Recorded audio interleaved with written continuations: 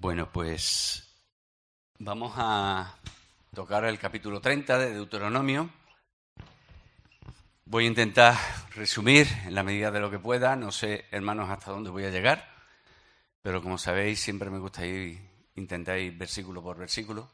Intentaré sacar las cosas que el Señor nos ha puesto en mi corazón y poder compartirlas con vosotros. Venimos de dos capítulos, el 28 y el 29, donde el Señor habla de un pacto, de un nuevo pacto, o del pacto con esta nueva generación que va a entrar en la tierra de Canaán, donde le habla de las bendiciones y de las maldiciones, dependiendo de su obediencia o su desobediencia a su palabra. Y en el capítulo 30, permitidme que lo pueda resumir así en una o dos frases. Vamos a ver el amor y la misericordia de Dios, pero también al mismo tiempo la responsabilidad del pueblo ante Dios. Si lo trasladáramos al día de hoy, podríamos decir el amor y la misericordia de Dios, porque el mensaje sigue siendo el mismo, porque Dios sigue siendo el mismo, porque Dios es el mismo ayer, hoy y por siempre. Y también la responsabilidad del hombre hoy día ante su mensaje, ante su palabra. Porque el mensaje siempre ha sido el mismo y siempre va a ser el mismo. Dios quiere comunión con el hombre, pero hay una responsabilidad por parte del hombre. Y Dios nos ha preparado todo el camino, lo ha hecho absolutamente todo para que el hombre coja ese camino, si quiere, sin que haya mérito ninguno en el hombre. Y dice a partir del versículo 1, voy a leer la primera parte de ese versículo: sucederá que cuando hubieran venido sobre ti todas estas cosas, la bendición y la maldición que he puesto delante de ti. Fijaros que Moisés les está profetizando, les está diciendo, todas estas cosas van a suceder, tanto la bendición como la maldición. La bendición la podemos ver cuando entran en la tierra de Canaán, poseen la tierra de Canaán. Sabemos que no la poseyeron entera por culpa de su desobediencia y la falta de fe, su incredulidad. No conquistaron a todos los pueblos, no conquistaron toda la tierra de Canaán. Vemos cómo el Señor los bendice, el Señor les da la tierra, conquistan a casi todos los pueblos, ponen a un rey, está Saúl, está David, está Salomón, bendice al pueblo durante esos dos reinados, durante esos tres reinados, hasta el final del reinado de Salomón, donde ya Salomón empieza a desviarse y lleva al pueblo a la idolatría. Porque en los últimos años de Salomón se desvía de Dios. Y cuando muere Salomón, empieza a venir, por así decirlo, las maldiciones sobre el pueblo del Señor. El pueblo del Señor se divide en dos reinos, como bien sabemos, ¿verdad? El reino del norte y el reino del sur. El reino del norte desde primera hora se aparta de Dios a través de Jeroboam. Jeroboam cambia la ley del Señor, la modifica y todo el pueblo le sigue. Todas aquellas 10 tribus del reino del norte hacen el mal desde el comienzo.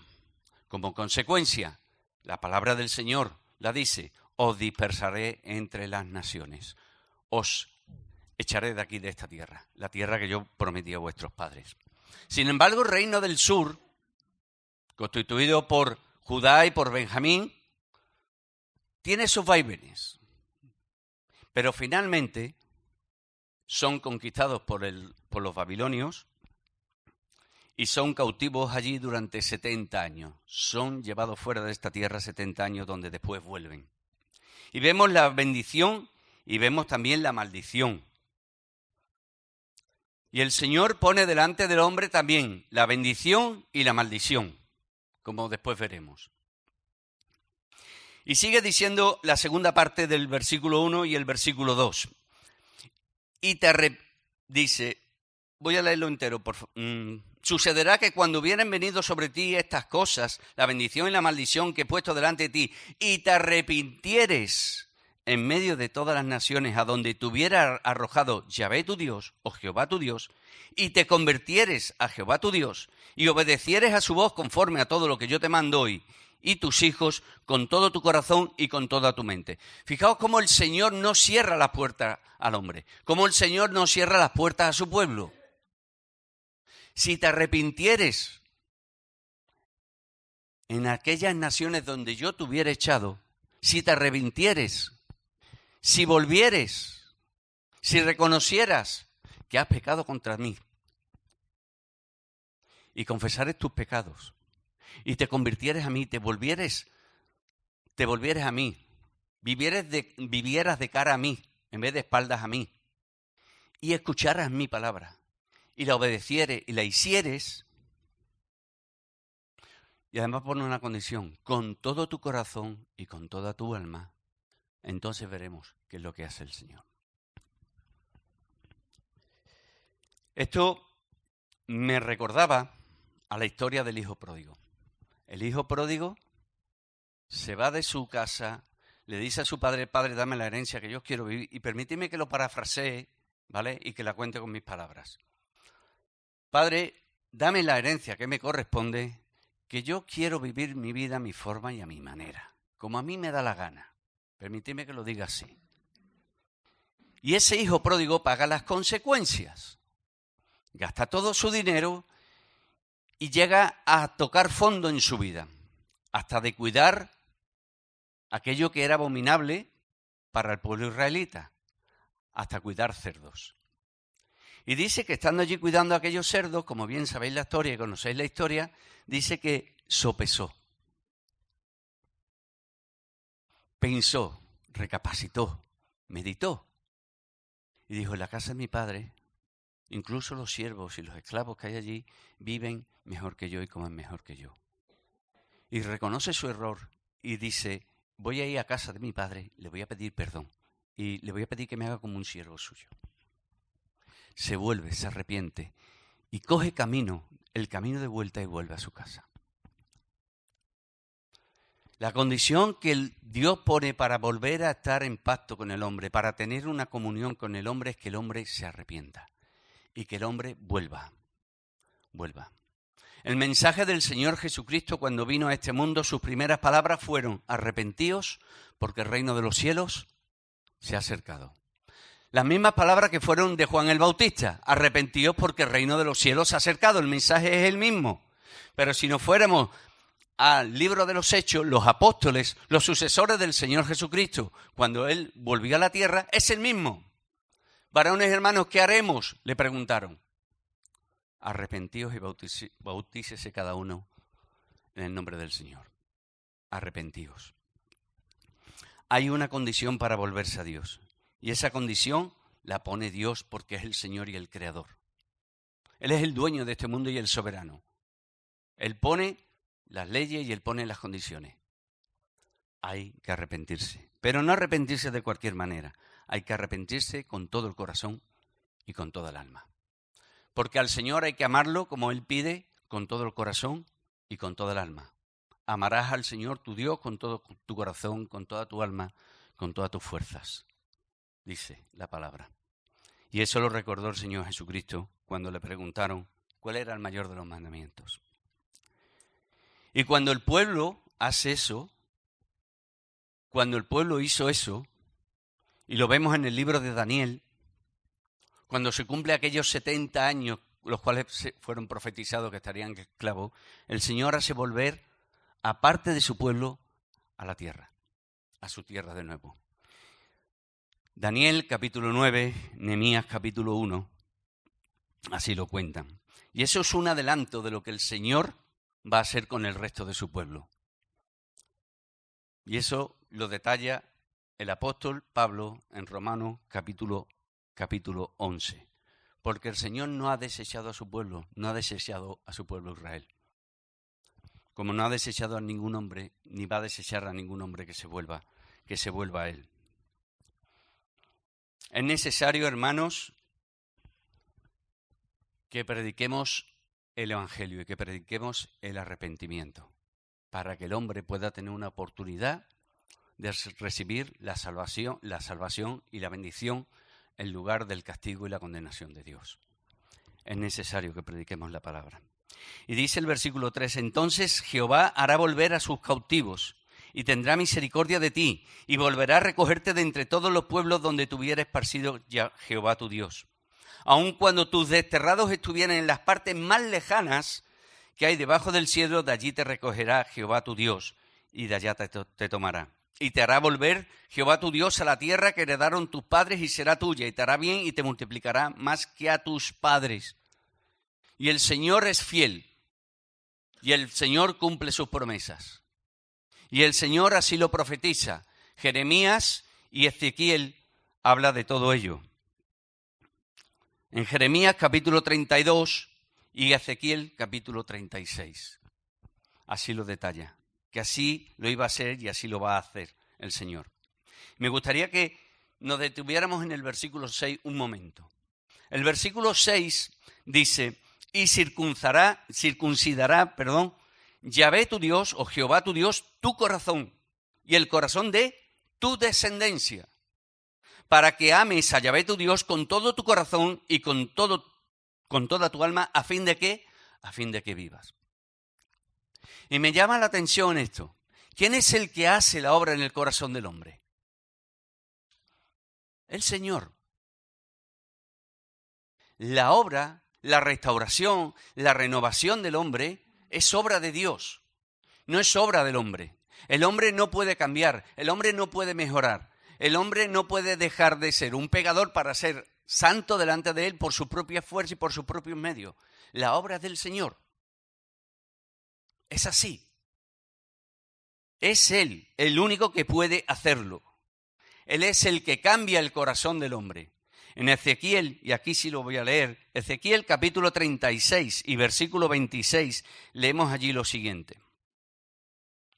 Os daré corazón nuevo y pondré espíritu nuevo dentro de vosotros, y quitaré de vuestra carne el corazón de piedra, y os daré un corazón de carne, y pondré dentro de vosotros mi espíritu, y haré que andéis en mis estatutos y guardéis mis preceptos y los pongáis por obra. ¿De quién es la obra, hermanos? Del Señor y solamente del Señor, el cual solamente se merece la gloria y la honra de todo lo que existe, de todo, absolutamente de todo. Es Él el que hace la obra, hermano. Es Él. En nosotros no hay mérito ninguno. Andábamos como ovejas perdidas igual que su pueblo. Y el Señor viene, manda a su Hijo para rescatarnos, para buscarnos, nos halla, nos echa a sus hombros y nos lleva a su pueblo, nos lleva a su rebaño. Además me llama la atención en este versículo que dice que no solamente circuncidará a los padres, porque dice, circuncidará Jehová tu Dios tu corazón, ¿y qué dice después? ¿Y el corazón de qué? De tu descendencia. Y además dice, para que ames a Yahvé, ¿cuál es el motivo? Para que nos volvamos a Dios, para que le amemos como Él nos pide, con todo el corazón y con toda tu alma. ¿Y cuál es el fin de todo esto? Para bien nuestro, a fin de que vivas. Porque Dios quiere que vivamos, no quiere que muramos. El Señor no quiere del hombre la condenación, quiere la salvación. En Juan capítulo 3, versículo 16, todos los citaríamos de memoria, o casi todos los que estamos aquí, ¿verdad? Porque de tal manera amó Dios al mundo que envió a su Hijo unigénito para que todo aquel que en él crea no se pierda. ¿Pero qué sigue diciendo?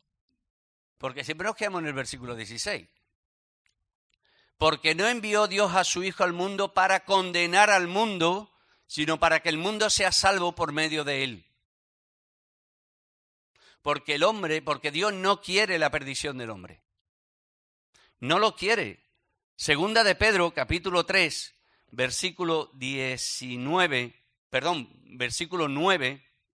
dice allí lo siguiente. El Señor no retarda su promesa, según algunos la tienen por tardanza, sino que es paciente para con nosotros, no queriendo que ninguno perezca, sino que todos procedan al arrepentimiento. Segunda de Timoteo, capítulo 1, versículo 4, lo citaríamos también de memoria, ¿verdad? Él quiere que todos los hombres sean salvos y vengan al conocimiento suyo. Y este es el Dios ¿Qué tenemos? Este es el único y verdadero Dios. Este es el Dios del Nuevo Testamento, pero también del Antiguo Testamento. Muchas veces la gente se hace una idea de un Dios sanguinario, de un Dios cruel, que mata naciones, destruye naciones. Y que tenemos en el Nuevo Testamento un Dios de amor, un Dios de misericordia, un Dios de bondad, que aunque seamos malos nos va a perdonar y todos vamos a ir al cielo. El Dios del Antiguo Testamento y el del Nuevo es el mismo. Como he dicho antes, Dios es el mismo ayer, hoy y por siempre. El mismo. Es el mismo. Y Dios quiere que nos volvamos a Él. Dios quiere que su pueblo se volviera a Él. Y Dios quiere que hoy día que el hombre se vuelva a Él. Y fijaos lo que dice el versículo 7. Y pondrá Yahvé tu Dios todas estas maldiciones sobre tus enemigos y sobre tus aborrecedores que te persiguieron. Las maldiciones, la condenación ya no está sobre nosotros, sobre los que hemos creído en el Señor Jesucristo, sobre los que nos hemos vuelto a Dios. Ya no hay maldición, ya no hay una espada de Damocles, como se suele decir, sobre nuestra cabeza. Ya no pende. Ahora lo que tenemos son las bendiciones del Señor. Eso no quiere decir que no nos tenga que disciplinar cuando nos portemos mal o cuando nos desviamos del camino. Pero ya nuestra eternidad va a estar por siempre con Él en los cielos. Ya no hay condenación, porque hemos sido justificados por la sangre del Señor Jesucristo. Y el Señor está esperando que su pueblo, su Israel, el Israel carnal, también se vuelva. También se vuelva. Como también nosotros nos hemos vuelto. Porque Dios no hace excepción. Nosotros pertenecemos a ese Israel espiritual, que es el verdadero pueblo del Señor. Espero estar explicándome bien y que me estéis entendiendo bien. Si hay algo, aquí estoy. Que esté diciendo mal, aquí estoy, hermanos, para que me lo digáis. Y tú volverás y oirás la voz de Yahvé y pondrás por obra todos sus mandamientos que yo te ordeno hoy. Una verdadera conversión, un verdadero arrepentimiento, hermanos, lleva a una vida de obediencia reflejada a Dios, reflejada en frutos visibles. Es necesario que hagamos frutos dignos de arrepentimiento. Es necesario que así lo hagamos. Y así también lo declaró y lo aconsejó Juan el Bautista a todos aquellos que se acercaron a él. Lucas capítulo 3, versículos 8 al 14. Hace frutos dignos de arrepentimiento. Si amamos al Señor, hermanos, guardaremos su palabra. El Señor Jesucristo lo dijo así: si me amáis, guardad mis mandamientos. Juan capítulo 14, versículo 15. Debemos de dar frutos, hermanos, para Dios. Y voy a ir más rápido para terminar. Me gustaría irme un poquito más adelante y versículos 10 al 14. Voy a saltarme el 9. Dice allí: cuando obedecieres a la voz de Yahvé tu Dios para guardar sus mandamientos y sus estatutos escritos en este libro de la ley, cuando te convirtieres a Yahvé tu Dios con todo tu corazón y con toda tu alma. Fijaros cuántas veces lo repite. Cuántas veces lo repite: con todo tu corazón y con toda tu alma. Esa es una condición indispensable. Porque este mandamiento que yo te ordeno hoy no es demasiado difícil para ti. Fijaos que lo que Dios pide no es imposible, ni está fuera del alcance de nuestras manos, ni estaba fuera del alcance de las manos del pueblo de Dios, del pueblo de Israel. Estaba cercano. Simplemente había que volverse a Él para alcanzarlo. Porque este mandamiento que yo te ordeno hoy no es demasiado difícil para ti, ni está lejos, no está en el cielo, para que diga: ¿quién subirá por nosotros al cielo y nos lo traerá y nos lo hará oír para que lo cumplamos? Ni está al otro lado del mar, para que diga: ¿quién pasará por nosotros el mar para que nos lo traiga y nos lo haga oír a fin que lo cumplamos? Porque muy cerca de ti está la palabra, en tu boca y en tu corazón, para que la cumplas. La palabra del Señor está cerca del hombre. Simplemente hay que volverse a Él. Recordamos esas palabras del apóstol Pablo en la epístola de los Romanos, ¿verdad? Cuando dice allí a partir del versículo 8, más que dice, cerca de ti está la palabra, en tu boca y en tu corazón. Esta es la palabra de fe que predicamos. Fijaos que está cercano, que esto no está lejos. Está muy cerquita del hombre. Y dice allí, en tu boca, que si confesares con tu boca que Jesús es el Señor y creyeres en el corazón que Dios lo levantó de los muertos, serás salvo.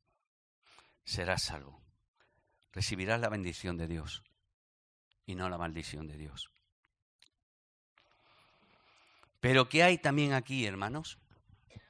¿Qué podemos sacar de estos versículos? La responsabilidad del hombre. No está cerca, no está lejos, está cerca. Está a la mano, al alcance de todos. Por tanto, hay una responsabilidad por parte del hombre. Dios le ofrece a su pueblo, y lo hemos leído en aquellos capítulos 28 y 29, la bendición y la maldición. Y es el pueblo el que tiene que decidir. Hay una responsabilidad por parte del pueblo, pero es que hoy día también hay una responsabilidad por parte del hombre. El Señor presenta dos caminos, el angosto y estrecho y el amplio y el espacioso.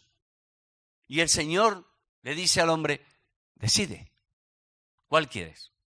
¿El estrecho y angosto que lleva a la salvación o el amplio y espacioso que lleva a la perdición? Decide. Decide.